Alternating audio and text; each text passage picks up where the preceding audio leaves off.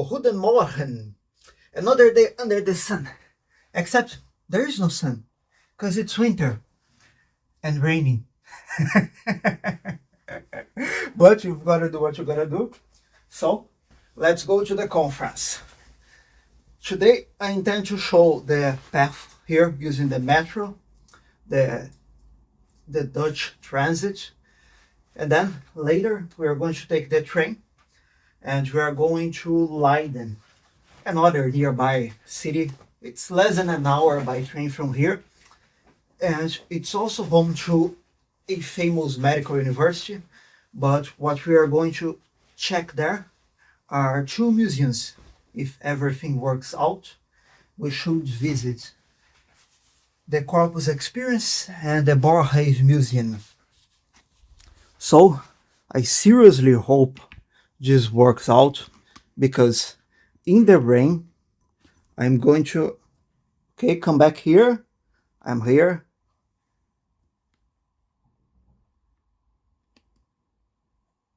Okay, following me? All right. So let's go. And this will be slightly hard because I'll be holding the gimbal in one hand and the umbrella in the other. And by the way, to anyone who asked who is filming me, I'm filming myself. So this here is a gimbal, and it's like a super selfie stick. It corrects my movements. So the only problem is that sometimes it loses me. So if I make some harsher movements, it sometimes misses my face. Okay, good enough. Lights don't turn off automatically here, so I need to turn everything out by myself. And okay, seems fine. Here we go.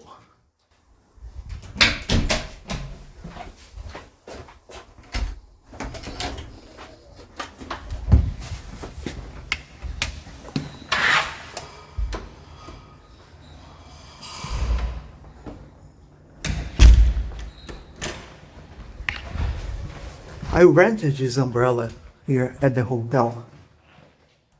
This is a service they do offer. Always worth to ask it. Always try to ask these kinds of things, whether they have, for example, an umbrella at the hotel and so on, because sometimes they do. So it tends to be pretty useful. And there is a metro station quite nearby here. I usually thought it was going to be some kind of light rail, so perhaps good for views.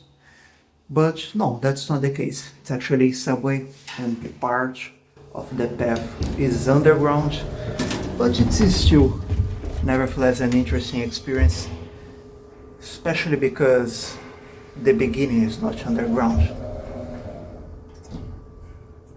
So, quick recap about yesterday's video. So yesterday I mentioned that the Dutch economy places a very large importance on commerce, as it has always been. Just remember the Dutch East India Companies, which was basically the country of Indonesia under the rule of a single company, under the rule of a monopoly. And to this day, this to some degree remains, not the colonialism, but the trade in the place of the Schiphol airport and the Rotterdam port. So regarding they are both like sorting places for cargo and people here in the Netherlands. Schiphol is the basis for KLM, which means essentially that to fly here, for example, I do not use KLM, I use Alitalia, which means, so this is the metro, and it's really quite a lot. Okay, so I wasn't really expecting this, but still on the bright side, it's an interesting experience. Actually, the problem is not really the rain, it's more like the wind. The wind is really strong. And I get a feeling I won't get to film a lot here because I'm using one hand from the umbrella, another hand from the gimbal, and I'm not exactly sure how waterproof these things are. So, okay, isn't this fun? I'm having fun. Aren't you having fun? So I need to find now my card. So, the way transit here in the Netherlands works, I put it inside my suit.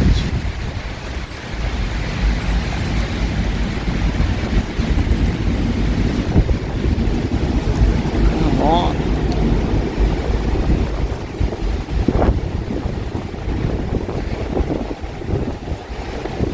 Like I said, at least this is going to make for a really interesting video.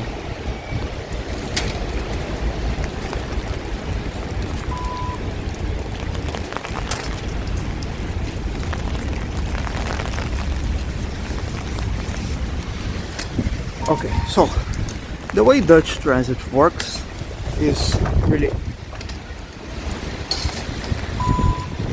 exquisite here.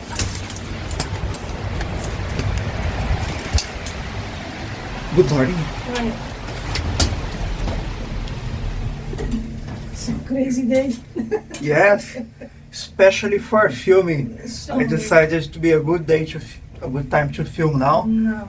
and well, it's making for an interesting experience. Can't argue with that. So the metro stations are elevated, and you take the lift to get to them. And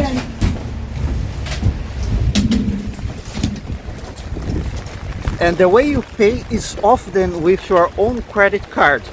So where you generally, so I just took the lift here, and my hotel is right behind me. So this is the sort of thing that looks like it's not going to work, but miraculously for some IT god's intervention, it does. So at least here I'm out of the rain. But I dare not place the gimbal on a surface because I think the wind is going to blow it over. So this is just a common credit card from Brazil, and there are many stations where you cannot even buy a ticket. At least there's no counter where you can approach someone and buy a ticket. And they say just use your credit card. You use your credit card where you would normally present your ticket. And you're like, come on, is this really going to work? Like, my credit card is from Brazil, and like I said, surprisingly, it does. It's really interesting. I wasn't expecting it.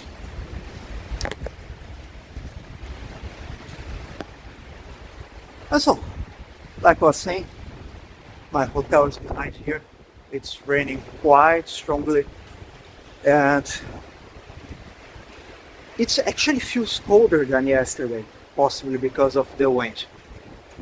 So I'll try to film a bit inside the subway, and like I was saying, we have Schiphol Airport, which is the base for KLM. So I came here using old Alitalia, nowadays ITA Airways, and it's based in Rome Fiumicino Airport. So that's where I connected. And that's the same way it happens in KLM. So first, Schiphol basically monopolizes the international air traffic in the Netherlands. There are other international airports, but nothing comes even close to Amsterdam's Schiphol. And regarding it's also the place where everyone who's flying KLM connects. And oh, come on. But I'm in the wrong side. I'm in the wrong side. Come on.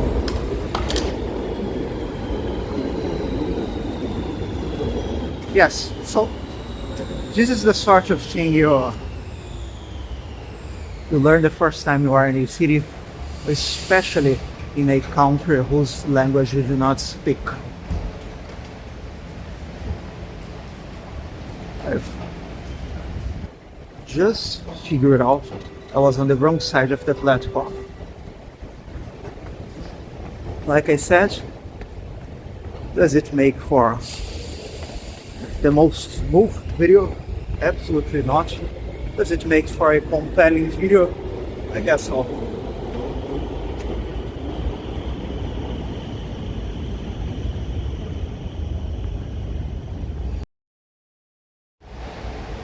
Okay, so now I'm on the correct side of the platform.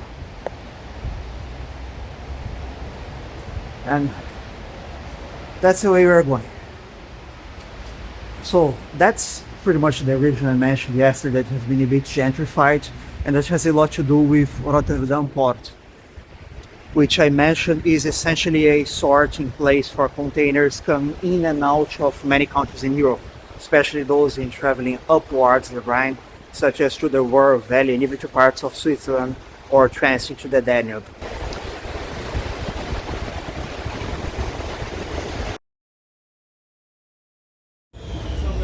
Okay, train arrived.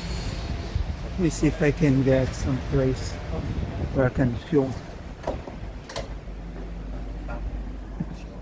the outside with some calm. I don't want, after all, to disturb other passengers. But I would like to show some of the places if I could. So this looks decent enough for a window.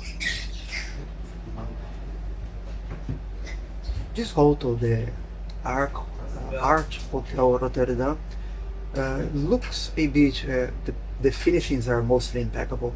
It looks a bit outside of the city, but in fact it's quite convenient that there is a metro station nearby, so it ends up not being a real problem.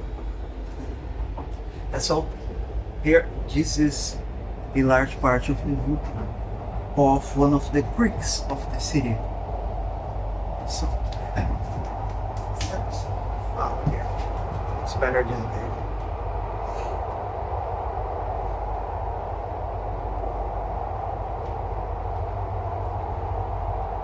So this is already a bit south of the gentrified part of the city. They arrive in there soon, but this is already the beginning of that area. And Rijhaven.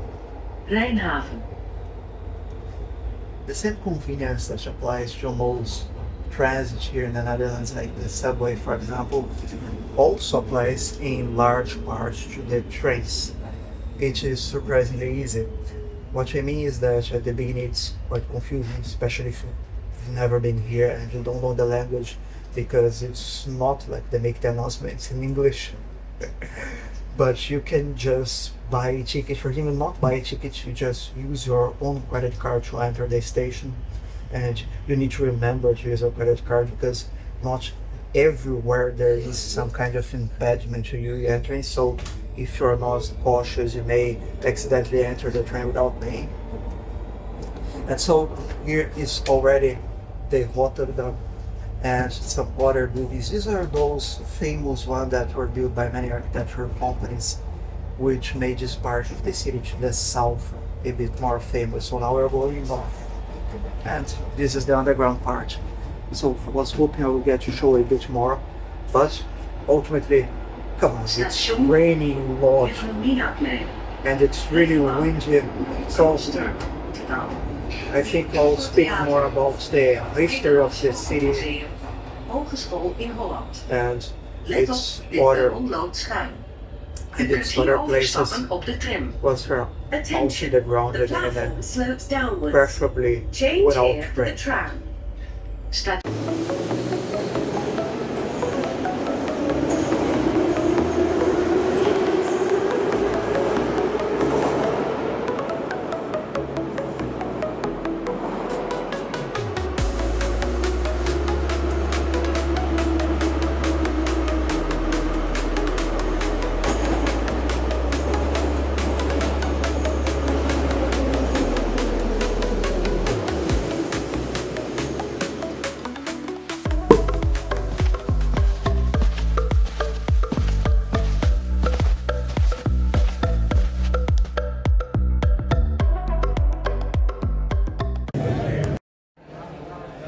Okay, so leaving the conference hall once more.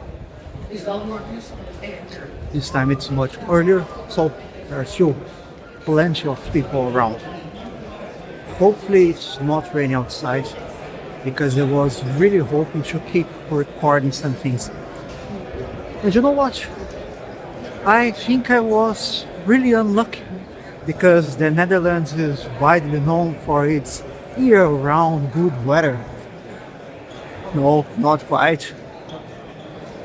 I believe I'm getting an authentic taste of Dutch weather.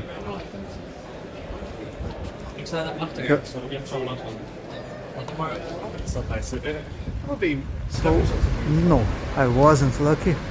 I think it's raining again. And yet, okay, so at least here is a bit more fresh. It's a very, very light rain. I think I will skip the umbrella. But you know, after all, what bothers me the most here, at least so far, is not actually the cold, but the heat. I have no idea why they keep the inside of buildings so warm. I was here at the conference hall here now, but this also applies, for example, to my hotel room. And I wasn't with the overcoat, of course. I left in the foyer, but I was still with my suit, and it started to get so hot. And I took off the upper part of my suit, so I was only with a shirt, and I was still sweating. I began sweating a lot, and at the room I was, there was like a glass wall towards the street right behind me, and I tried to lean against the glass wall and try to make the most contact possible of all my body parts in the glass wall, in order to try to get some of the cold coming from outside. And it's actually worked rather well. But my point is, the whole time I was, even at the hotel and also here at the conference room, I'm like, why don't you turn the air conditioning on? And the truth is, you don't even need to turn the air conditioning on. You just open the window. It's like 6 degrees Celsius outside. So why keep it like 29 degrees Celsius inside? It's beyond me. Interestingly, as I said, I'm sweating perhaps more here than in many places in Brazil.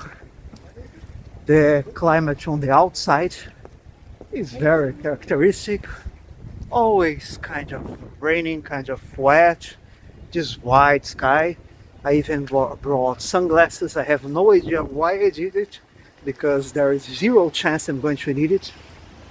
But the places inside, the insides of the hotel, of the convention center, of the trains are so hot, even taking out your overcoat, sometimes not yet. And I said I left my overcoat at the foyer, which in retrospect was a mistake. If I had another option, I'm not going to carry it around with me, but they lost it, so I wasted like 20 minutes for them to get it back. But here I am, going to the train station. So here, Rotterdam Centraal. It's very well known for its design. I mentioned that the Manhattan in the marshes. So this is a really central area of the city, right beside the train station. And I mentioned that Rotterdam, the Manhattan in the marshes, they really try to make some experimental architecture, and this is an example of it.